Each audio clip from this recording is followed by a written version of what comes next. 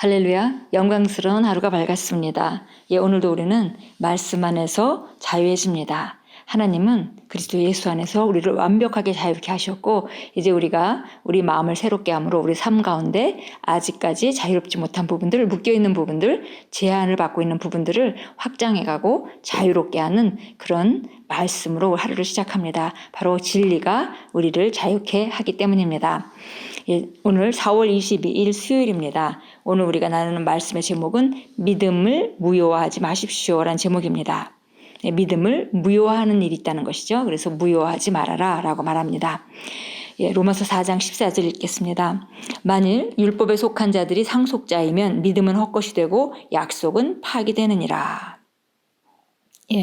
율법에 속한 자가 아니라 결국은 믿음에 속한 자가 상속자이다. 그래서 율법을 따라간다면은 믿음은 아무것도 아닌 헛것이 되어버린다라고 말했습니다.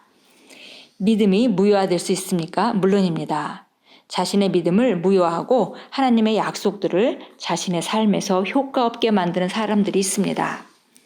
예를 들어 마가복음 7장 13절에서 예수님은 자신들의 전통으로 인해 하나님의 말씀을 영향력 없게 만든 유대인들을 책망하셨습니다. 여기서 말하는 전통은 삶의 방식이나 개인적인 문화 혹은 당신이 믿는 바를 뜻합니다. 만약 이런 것들이 하나님의 말씀과 일치하지 않는다면 당신은 하나님의 말씀을 삶에서 영향력이 없게 만들고 당신의 믿음을 무효화하는 것입니다. 마가복음 7장 13절에서 예수님이 자신들의 전통으로 인해서 하나님의 말씀을 영향력 없게 만든다 이렇게 유대인들을 책망하셨는데요. 여기서 전통이라는 것은 우리는 전통하면은 역사 가운데 흘러내려오는 어떤 그 문화라든지 이런 것만을 생각합니다. 그러나 여기서 전통은 삶의 방식이나 개인적인 문화나 혹은 우리가 믿는 바들이 있죠. 받아들이고 어떤 지식을 기준으로 해서 우리가 믿는 바들이 있습니다. 이런 것들 중에 하나님 말씀과 일치하지 않는 모든 것을 우리가 전통이라고 말하는 것입니다. 그래서 우리가 그런 전통, 잘못된 것들, 말씀과 다른 것들을 가지고 있으면 결국은 우리의 믿음이 바로 무효화되는 것입니다. 계속 읽겠습니다. 어떤 사람들은 그들의 믿음이 역사하게 하려고 노력하지만 잘 되지 않습니다. 이는 그들이 자신들의 전통으로 믿음을 무효화하기 때문입니다. 그들이 해야 할 일은 그들의 전통을 바꾸고 새로운 사고방식, 곧 하나님의 지혜의 사고방식을 받아들이는 것입니다. 자신의 행위를 신뢰하는 것 역시 믿음을 무효화합니다. 당신이 어떤 일을 잘해서 지금 건강하고 성공했고 축복받았다고 생각한다면 당신은 그 전통이 당신의 축복을 지속시켜준다고 생각하기 때문에 그 행위를 신뢰하여 종교적으로 행하게 됩니다. 그러면 당신의 믿음은 무효화됩니다.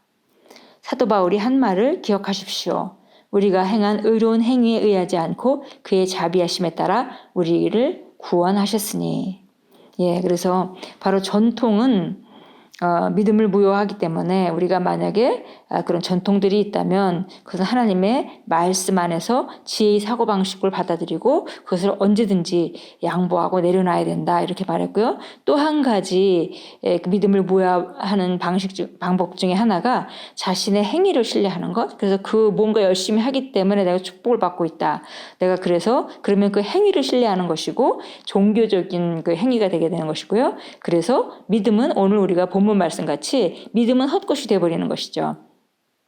계속 읽습니다.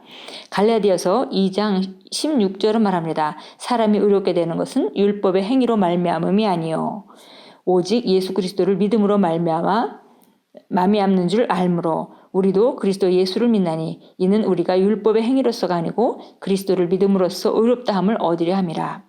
율법의 행위로서는 의롭다함을 얻을 육체가 없느니라. 당신의 믿음은 항상 그리스도가 성취하신 일에 근거해야 합니다. 그분의 믿음으로 사십시오. 우리 믿음은 항상 근거가 예수님께서 하신 일, 그로 말미암아 우리에게 주어진 혜택, 그것을 바라보고 그것을 말하고 그것이 아닌 것은 거절하는 것, 그것이 바로 믿음으로 사는 것입니다. 에베소서 2장 8절 9절 보겠습니다. 에베소서 2장 8절 9절입니다. 너희가 믿음으로 말미암아 은혜로 구원을 받았으니 이것은 너희에게서 난 것이 아니요 하나님의 선물이라. 행위에서 난 것이 아니니 아무도 자랑하지 못하게 하려 함이라. 예, 우리가 믿음으로 말미암아 그 은혜로 구원을 받았습니다. 그러니까 행위로 말미암아 구원받은 것이 아니고 믿음으로 말미암아 그분이 하신 일에 우리가 어떤 공로도 없이 은혜로 우리는 구원을 받았습니다. 이것은 행위에서 난 것이 아니기 때문에 아무도 자랑할 수 없다라고 성경은 우리에게 분명하게 말해줍니다. 고린도후서 4장으로 가겠습니다. 고린도후서 4장 13절입니다. 똑같은 믿음의 영을 가졌기에 기록된 바와 같이 내가 믿었으므로 말하였노라 하였으니 우리도 역시 믿음으로 말하노라. 예, 믿음의 영, 믿음의 영을 가진 사람은 그 믿기 때문에 그것을 말하는 것이죠. 그래서 중요한 것은 우리가 고백하고 선언하고 이런 거 매우 중요한 일이지만 우리가 무엇을 믿는가를 선언하는 것, 그때 이제 그 고백과 선언에 그 능력이 있는 것이고 그것이 변화를 일으키는 것입니다. 그래서 믿음의 영은 우리 심령 안에서 말씀의 기준에서 믿는 믿음으로 그것의 그 표현으로 입으로 믿는 것을 마음이 심령 안에서 믿는 것을 말하는 것입니다. 히브리서 11장 1절 보겠습니다.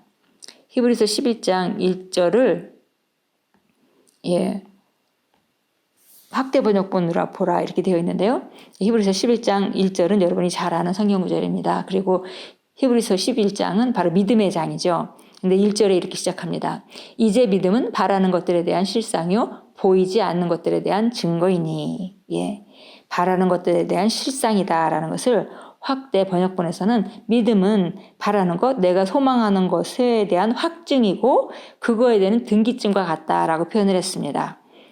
내가 만약에 부동산 등기증을 가지고 있다면 혹은 자동차 등기증을 가지고 있다면 그 실물이 내 앞에 있지 않아도 그것이 내 소유라는 증거이죠. 그래서 바로 믿음이라는 것은 내가 소망하는 것, 그것이 지금 내 눈앞에 당장 있는 것은 아니라 하더라도 실제로 그 권리를 내가 갖고 있기 때문에 그것은 그 등기증을 갖고 있는 것과 같다라고 말했습니다. 그리고 후반부에 보이지 않는 것들에 대한 증거니라는 부분에서는 확대 번역본에서는 믿음은 감각적 영역에 나타나지 않은 것을 실제의 사실같이 아는 것이다라고 말했습니다.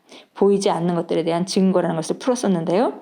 믿음은 감각적 영역에 나타나지 않은 것을 실제의 사실같이 아는 것이다. 바로 믿음은 소망하는 것을 확증하는 것이고 그것을 붙들고 있는 등기증을 소유한 것과 똑같고 그리고 믿음이라는 것은 감각적이 나타나지 않았지만 보이지 않지만 그러나 나타나지 않은 것을 실제의 사실같이 아는 것이다 라고 말했습니다. 기도합니다. 나의 믿음은 효과가 있으며 항상 승리합니다. 상황은 나의 믿음으로 가득 찬 고백에 일치하게 변화되며 나는 나의 세상을 믿음으로 다스리고 통치하며 지배합니다. 나는 그리스도의 복음에 충만한 복 안에서 행하고 영원한 왕국의 실제를 누립니다. 예수 이름으로 기도합니다. 아멘. 너무 좋은 고백 기도문입니다. 다시 한번 우리 고백하겠습니다. 나의 믿음은 효과가 있으며 항상 승리합니다. 상황은 나의 믿음으로 가득 찬 고백에 일치하게 변화되며 나는 나의 세상을 믿음으로 다스리고 통치하며 지배합니다. 나는 그리스도의 복음에 충만한 복 안에서 행하고 영원한 왕국의 실제를 누립니다. 예수 이름으로 기도합니다. 아멘.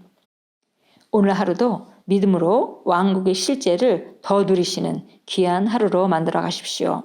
믿음은 항상 역사합니다. 그리고 우리는 바로 예수 그리스도의 믿음으로 오늘도 승리하며 살게 되어 있습니다.